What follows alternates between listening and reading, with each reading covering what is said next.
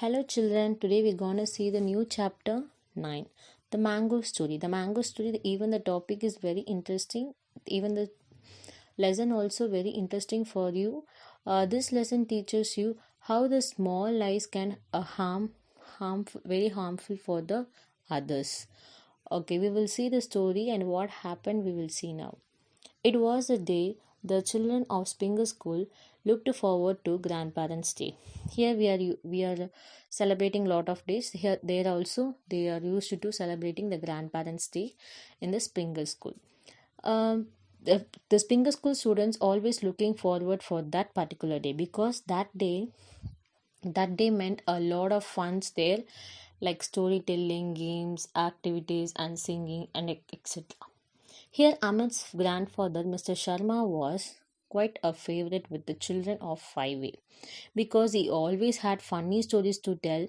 He would like to ask the questions in between, and also he sing a song, and also sometimes he get them to wear a mask and acting also. So he is quite favorite for the children. Okay, one day he came to the school in the grandparents' day, and he asked them to what type of story they want. He also giving the choices. They want a animal story or funny story about the silly people. All the children are chimed out that they want a funny story about a silly man. He started the story. Um, but the grandpa said before going to the story, he's going to ask one riddle. The riddle is, one day a man was walking through the streets when he saw a small fruit shop. There he saw an apple and a man, and he coughed. The grandpa coughed, and then he said, "Go." Then he passed the question and asked, "What did the man buy and eat?" But the student didn't answer for his riddle. They demanded for the story. So the grandpa begins his story. He started his story. A certain man by the name of Gopal was expecting a visit from a friend he had not met in many years. He knew that his friends liked mangoes very much. Okay, there was a man name of Gopal was expecting a visit from a friend he had not met in many years. Okay, and he knew that his friend liked mangoes very much, so he asked his servant to go and buy the finest mangoes in the market. When the servant came back, he showed the two mangoes he had bought to his master. Gopal was very satisfied that they were the best. Okay, the mangoes are the best. He told the servant to dice them and serve them into the guests when they arrived. The mango smelled very sweet, but the servant, uh, while cutting the mangoes, that smell was very sweet. He want to taste how much it's sweeter. So he tasted just this one piece. He took the one piece and he tasted, and then but he couldn't resist the temptation to go on eating because the mango piece was very very tasty, so he couldn't resist himself. One became two, and two pieces become four pieces, and soon there were no more mangoes pieces left in the plate. Suddenly he saw the guest coming towards the house. Oh no, what he is going to do? Yes, there are no mangoes to serve to the guest. He started thinking and thinking, and he grabbed a rusty knife, rushed to his master, and said, "I can't cut the mangoes. The knife is too blunt." So Gopal went to the sharpening sharpening wheel in the garden shed. He started sharpening the knife. That time the servant ran out to meet the man who was coming. That is the Gopal's friend. He said to the Gopal's friend that, be aware, he said very anxiously.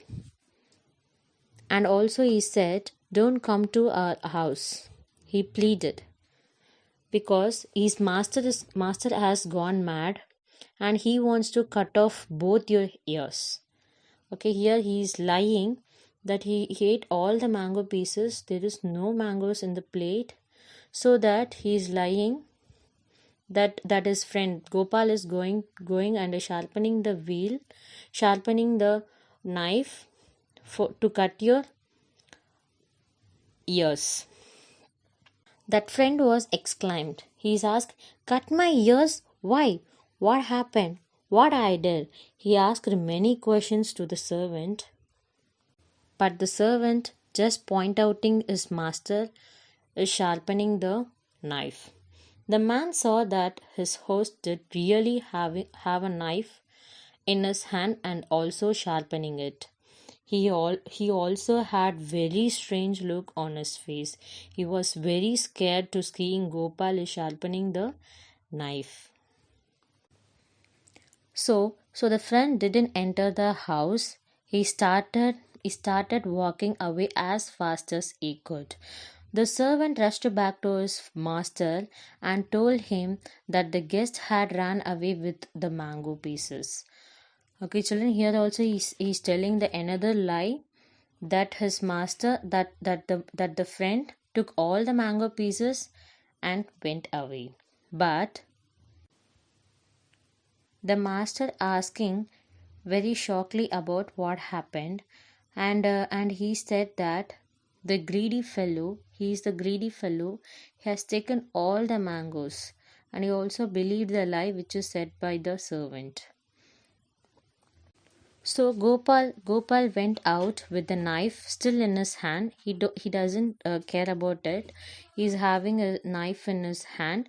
He just went outside with the knife and ran after the man shouting, "Please give me one. Please give me one at least. Please give me." He's asking and running. But the other man thought that the other man is the friend. The friend thought that he was asking for the one of his ears. Okay, children, it's one of his ears, and he ran for his life. Okay, it's ran as fast as he could. And then after hearing this story, the children laughed and laughed as the grandpa mimicked the man holding on onto his ears and running away. They can't stop laughing. Okay, this is the story. The story is over. Now the grandpa went go to the answer, asking for the a little answer. The Meena said excitedly, she think that the man bought an apple and ate. It's not a mango. It's he saw a man go. The man is going. Okay, he saw just a man is going, which means he bought only an apple.